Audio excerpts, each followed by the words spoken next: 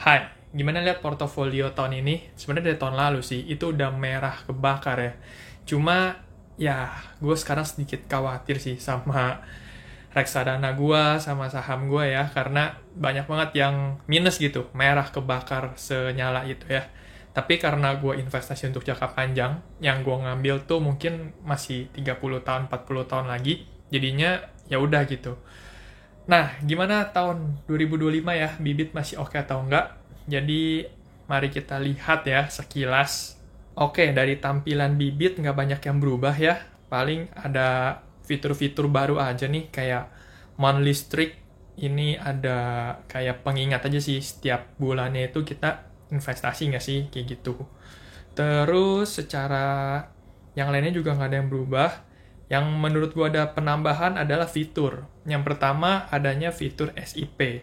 Nah, jadi SIP ini Systemic Investment Plan untuk kita otomatis beli reksadana yang kita mau. Jadi contoh di sini gua ada bikin satu SIP. Ini adalah reksadana saham. Ini gue setiap minggu hari Selasa gue bakal beli tuh sebanyak 250.000. Dan ini gue pakai auto debit ya. Jadi gue nggak perlu pusing setiap minggu tuh untuk kayak bayar virtual account atau transfer atau segala macam. Jadi gue tinggal taruh aja di wallet gue.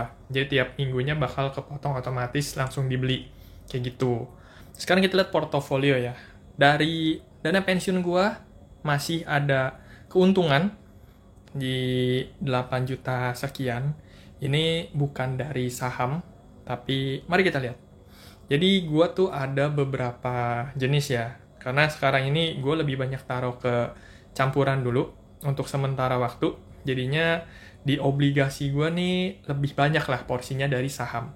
Nah, di obligasi ini sendiri memang menyumbang keuntungan tuh paling besar.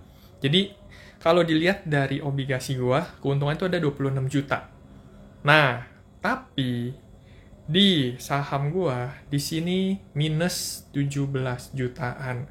Jadinya ya makanya keuntungannya kecil banget tadi ya. Tapi itu semua karena saham. Jadi kalau misalnya saham gua sekarang ini udah nggak nggak minus, harusnya sih keuntungannya lebih gede ya. Tapi karena ini lagi merah-merahnya banget, jadi ya udahlah, mau dikata apa lagi ya, semuanya minus semua. Kalau misalkan dilihat ya lumayan nyesek ya. Untung dananya nggak gue pakai sekarang, jadi ya udahlah.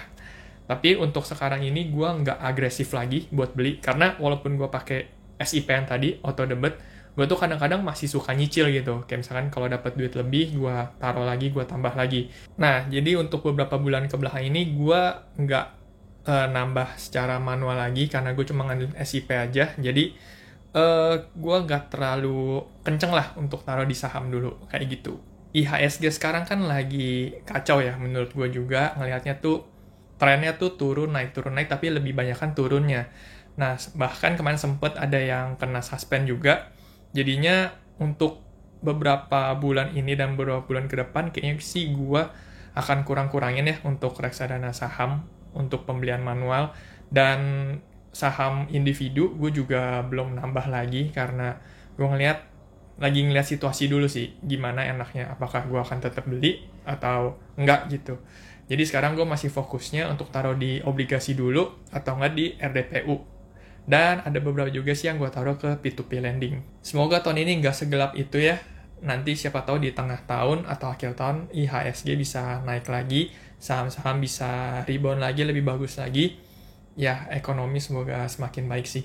Karena sekarang juga ada lagi ya gelombang layoff lagi, dan ya semoga semuanya aman-aman aja sih, ekonomi membaik. Oke, mungkin segini aja buat review si Bibit ya. Nggak ada banyak perubahan, tapi semakin oke sih menurut gue. Semakin enak juga dipakainya dan user friendly banget. Jadi ya segitu aja. Thank you buat nonton. Kalau misalnya ada yang mau nanya-nanya, boleh banget tulis di kolom komentar atau DM ke IG gue. Sampai jumpa lagi di video selanjutnya. See you. Bye-bye.